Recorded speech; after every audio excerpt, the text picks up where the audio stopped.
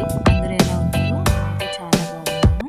ఈరోజు నేనొచ్చేసి నా స్టైల్‌లో ఈజీగా, ఫాస్ట్‌గా చికెన్ కర్రీ అనేది ఎలా ప్రిపేర్ చేస్తాననేది మీకు చూపిస్తాను. ఫస్ట్ ఒక బాండీ పెట్టి దాంట్లో కొంచెం ఆయిల్ యాడ్ చేయాలి. ఆయిల్ హీట్ అయిన తర్వాత జీలకర్ర, ఆనియన్స్ సన్నగా కట్ చేసుకొని వేసుకోవాలండి. మీకెంత సన్నగా కట్ చేయడానికి వీలవుతుందో అంత సన్నగా కట్ చేసి వేసుకోండి. ఇంకొక చిన్న టిప్ ఏంటంటే ఆనియన్స్ బాగా బ్రౌన్ కలర్ వచ్చే వరకు ఫ్రై చేసుకోవాలి. అలా అని మాడిపోకూడదండి. చూస్తున్నారు కదా! బ్రౌన్ కలర్ రావాలి. అలా రావడం వల్ల మీకేంటంటే బాగా గ్రేవీ అనేది వస్తుంది. ఆనియన్స్ బ్రౌన్ కలర్‌లో ఏగిన తర్వాత సన్నగా కట్ చేసి పెట్టుకున్న ఒక 3 టమోటాలని యాడ్ చేసుకున్నాను. నేనొచ్చేసి హాఫ్ కేజీ చికెన్ తీసుకున్నానండి. హాఫ్ కేజీ చికెన్‌లోకి 3 ఉల్లిపాయలను, 3 టమోటాలను కట్ చేసుకొని తీసుకున్నాను.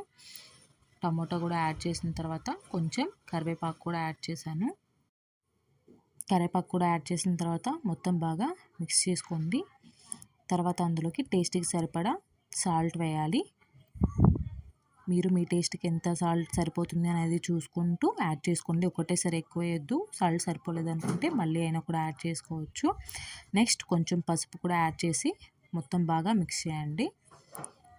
మధ్యలో మీరు గరిటెతో టమోటాలను, ఆనియన్స్‌ను స్మాష్ చేసుకోవడానికి కూడా ట్రై చేయండి. నెక్స్ట్ కొంచెం అల్లం వెల్లుల్లి పేస్ట్ యాడ్ చేశానండి.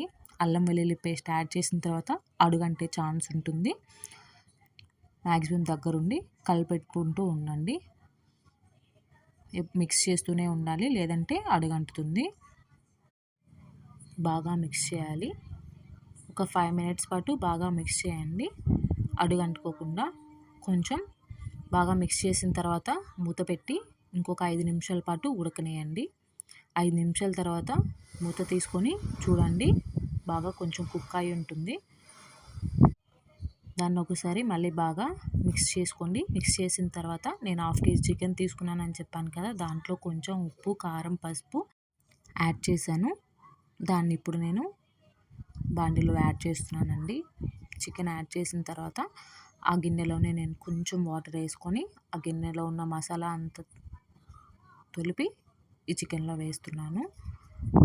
చూస్తున్నారు కదా! ఎక్కువ వాటర్ వేయొద్దు, కొంచెమే అండి. మీకు కరెక్ట్‌గా చెప్పాలంటే ఒక హాఫ్ టీ గ్లాస్ అనుకోండి. ఒక హాఫ్ టీ గ్లాస్ వాటర్ వేసి మొత్తం బాగా చికెన్‌కి పట్టేలాగా ఆనియన్స్, టమోటా మొత్తం బాగా మిక్స్ చేయండి.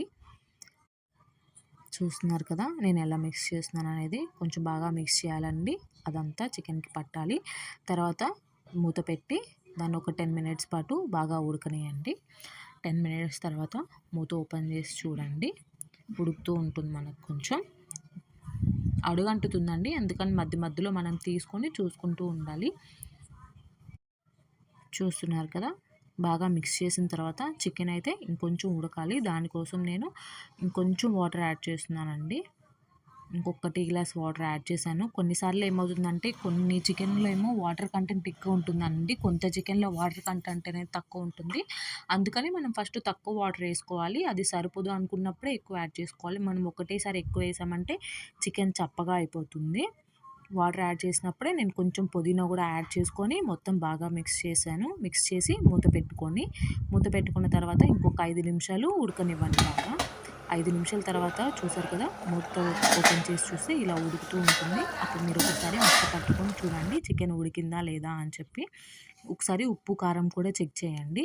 నాకైతే సాల్ట్ సరిపోలేదు. అందుకని కొంచెం సాల్ట్ యాడ్ చేశాను. కారం కూడా యాడ్ చేశాను. ఇందాక నేను ఆల్రెడీ చికెన్‌లో యాడ్ చేసుకున్నాను కదా!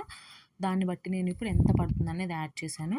నెక్స్ట్ చికెన్ మసాలా కూడా కొంచెం యాడ్ చేశానండి. మసాలాలైతే ఎక్కువ వేసుకోవద్దు. నేనైతే మసాలాలు ఎక్కువ వేసుకోవడానికి ప్రిఫరెన్స్ ఇవ్వను. మసాలా మాత్రం తక్కువనే వేస్తాను chicken masala.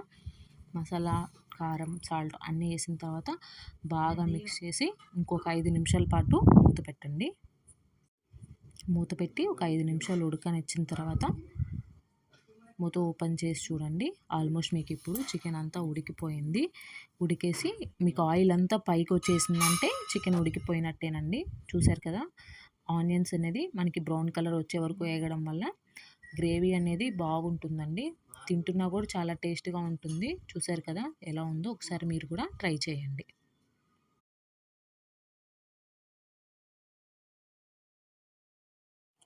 Thanks for watching. Don't forget to subscribe Kiara Vlogs.